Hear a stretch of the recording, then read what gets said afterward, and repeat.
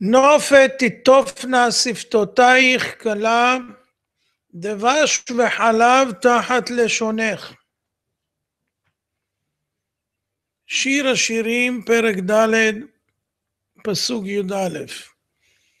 רבי יוסי אומר, כל מי שאומר דברי תורה ברבים, ואינם ערבים על שומעיהם כדבש זה שבא מצוף, נוח לו שלא אמרן. ורבנן אמרי, כדבש וחלב המעורבים זה בזה. הפסוק אומר נופת, תיטופנה שפתותייך כלה. כל מי שאומר דברי תורה ברבים, כלה זה כנסת ישראל, אז צריך ששפתיו יטיפו נופת, וצריכים להיות ערבים על השומעים, ואם הם אינם ערבים על השומעים כדבש זה שבא מצוף, אז נוח לו שלא אמרן. ורבנן אמרי, איך צריכים להיות ערבים? כדבש וחלב המעורבים זה בזה. זה המדרש בשיר השירים רבה ד'. מעלתו של הדבש היא כמתיקותו חזקה כאשר הוא בא מצוף. יש אומרים מצוף הפרחים, יש אומרים מצופים, צוף. מה זה הר צופים? מההרים שצופים למרחוק. כלומר, בעוד שהדבש מצוי בחלתו, אז יש מתיקות חזקה מאוד לדבש, ולפעמים מתוך שמתיקותו חזקה מאוד, הרי הוא חריף, והוא צורב מרוב מתיקותו, אך לעומתו החלב קל ומרכך. זאת אומרת, אם משאירים את הדבש בפני עצמו, אז הוא צורב מרוב המתיקות. אבל אם מערבים אותו עם חלב שהוא קל ומרכך, תערובת זאת, כמו שאמרו רבנן, כדבש וחלב המעורבים זה עם זה, אז הדברים יתקבלו על לב השומעים. כאשר מערבים יחד זה בזה דבש עם חלב, החלב מפיג את חריפות מתיקותו של הדבש, והוא נעשה נוח לאכילה, קל לעכל אותו, ואין הגוף דוחהו. ואבן עזרא אומר, כי השאור מחמיץ, וכן גם הדבש, כי הדבש מרוב מתיקותו הרי הוא תוסס, עד שמחמיץ, ולכן המוזג דבש עם חלב שהוא רך ומלטף, המיזוג הזה עולה יפה. כך צריך גם המשפיע והדרשן הדורש ברבים לנהוג באותו מיזוג של דבש וחלב. עליו ללמוד לערב את שתי הסגולות הללו ביחד עם הכישרון להביע רעיונות המתוקים כדבש. הוא צריך לנהוג זהירות בזה, לפעמים מרוב מתיקות הדברים כשהוא עובר את הגבול הוא משיג את ההפך, הוא נעשה חריף וצורב, כי הדברים מרוב מתיקותם עלולים לפגוע בשומעים, אשר מרוב טובה אינם מסוגלים לקבל את ההשגות העמוקות והחריפות אפילו שהם מתוקים.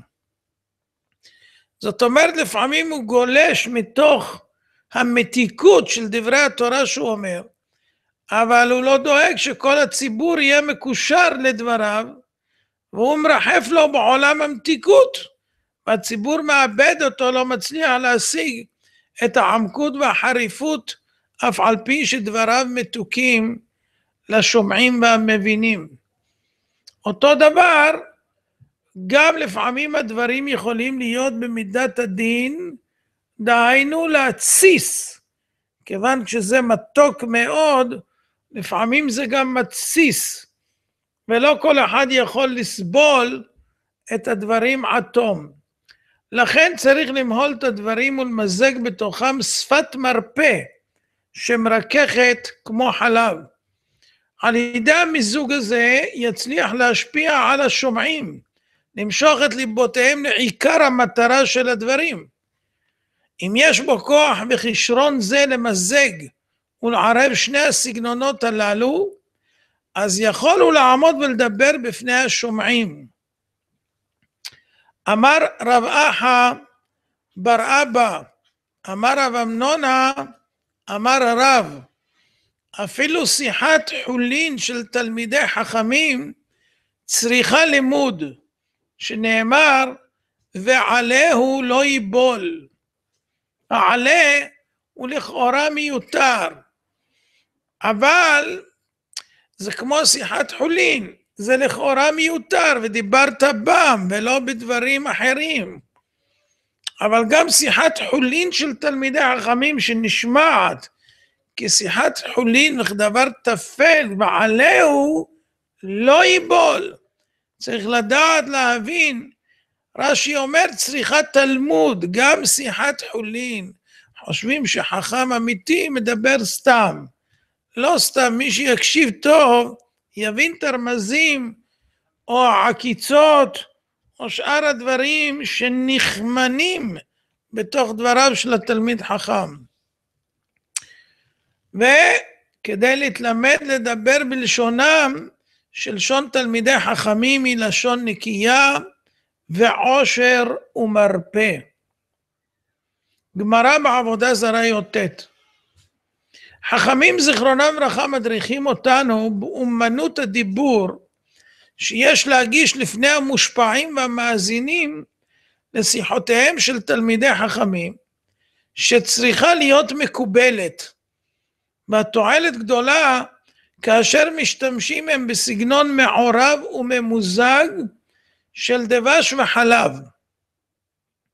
שפה נקייה שיש בה עושר רעיונות ומחשבות מתוקות, עזות וחריפות, אך יחד עם זאת גם שפה נקייה ומרפאה. עשירות המכילה רעיונות עמוקים, מחודדים וחריפים, עם סגנון מלבב ומושך את הלב. באותה מידה קיים הצורך שכל אדם יתאמן ויסגל לעצמו דרך של הנהגה עם יד חזקה ויד רכה ביחד.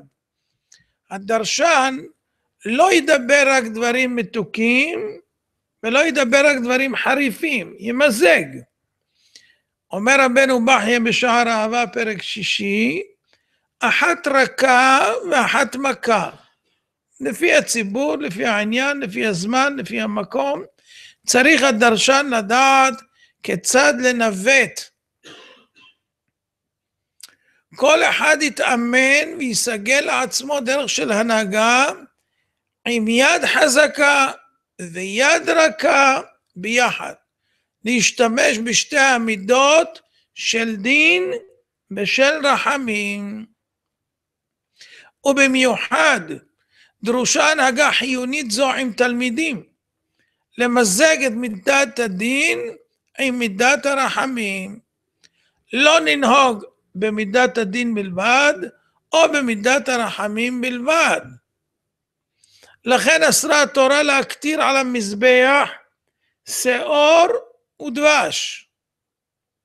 לפי הקבלה, השעור והדבש הם רמז למידת הדין, ולפי שהם דברים שיצאו ממזגם, לכך הם מרוחקים מן המזבח.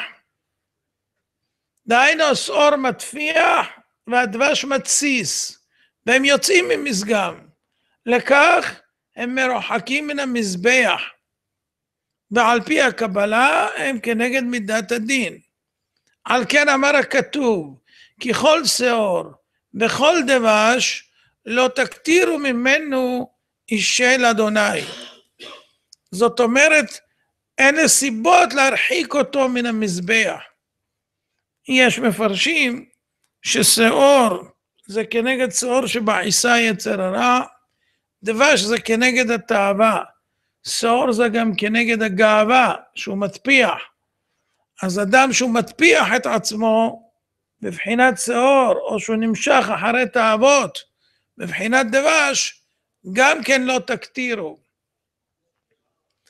וראה מה שכתב הרמב"ן זיכרונו לברכה בפרשת ויקרא, בעבור שהקורבנות לרצון השם יתברך הנכבד לא יובאו מן הדברים המתוקים לגמרי כמו הדבש, רק מן המזגים, דבר שהוא ממוזג, כאשר אמרו זיכרונם לברכה בבריאת העולם, שיתף מידת הרחמים במידת הדין ובראו. הקדוש ברוך הוא בתחילה התכוון לברוא את העולם במידת הדין, שזה עיקר הכוונה והתכלית. אבל ראה שאין העולם יכול להתקיים, מיזג עמו, שיתף עמו את מידת הרחמים ובראו, ביום עשות אל השם אלוקים שמיים וארץ. השם ואלוקים, שמיים וארץ.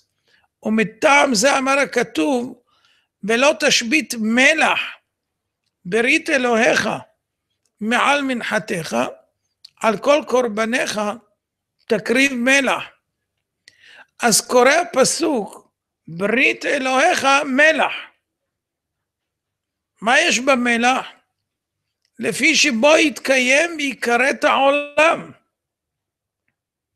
זאת אומרת, על פי השם העולם מתקיים, ועל פי השם נחרט העולם. והמלח גם כן, יש בו קיום ויש בו כריתה. וכמו שאמר, ראה הקדוש ברוך הוא שאין העולם יכול להתקיים בדין, שיתף עמו מידת הרחמים. כך גם המלח, הוא מקיים ומחריט. הוא מקיים את הבשר זמן מרובה, הוא נותן טעם בכל המאכלים, אבל המלח גם מחריט, כי מקום המלוח לא יעלה בו כל עשב. אז זאת אומרת, יש בו שני מיזוגים, יש בו דין ויש בו רחמים. על דרך הקבלה, יש במלח שני כוחות משתנים, זה הפך מזה, והם המים והאש. ובכוח חמימות האש, המייבשו ומגלידו, חוזר מלח. זאת אומרת, השמש מייבשת את המלח שמורכב ממים, ומייבשת אותו ומגלידה אותו. ואם כן, יש בעצם המלח כוח המים והאש, שהם כנגד שתי המידות שבהם קיום העולם. דהיינו, כוח הדין וכוח הרחמים. אז רואים מפה שצריך מיזוג. כמו המלח שמתקיים, כך דבריו של הדרשן יתקיימו. אם הוא ימזג אותם, צריך גם דין וגם רחמים. אחת רכה ואחת מכה. עם יד חזקה ויד רכה ביחד. להשתמש בשתי המידות שמקיימות את העולם. וזה הדרך למזג, ולא ללכת רק על מתיקות בלבד, כמו אלה שאומרים דרכיה דרכי נועם וכל נתיבותיה שלום בלבד, ולא מוכיחים את הציבור, ולא אומרים להם דברי אמת, אלא מורחים הכל בשוקולד. אז לכן צריך שיהיה אדם אומר דברי תורה ברבים, שיהיו ערבים, מעורבים, על שומעיהם כדבש זה שבא מצוף. אם הוא יגיד ככה, זה מצוף בלבד בלי חלב, אז נוח לו שלא המרן. צריך להיות ערבים. ורבנן אמרה, כדבש וחלב המעורבים זה בזה. אז זאת אומרת, אם זה רק דבש זה בעיה, כי זה עלול להתסיס, וצריך לערב אותם דווקא לפי חכמים, שיהיו מעורבים, והחלק הקל והמרכך של החלב יעשה את עבודתו. נופת תטופנה שפתותייך כלה, דבש וחלב תחת לשונך. צריך ללמוד למזג את הדברים, ולא ללכת על פן אחד בלבד. רבי חנניה בן עקשיא אומר, עושו הקדוש ברוך הוא זה כל ישראל, לפי כוח ירבו להם תורה ומצוות, שנעמוד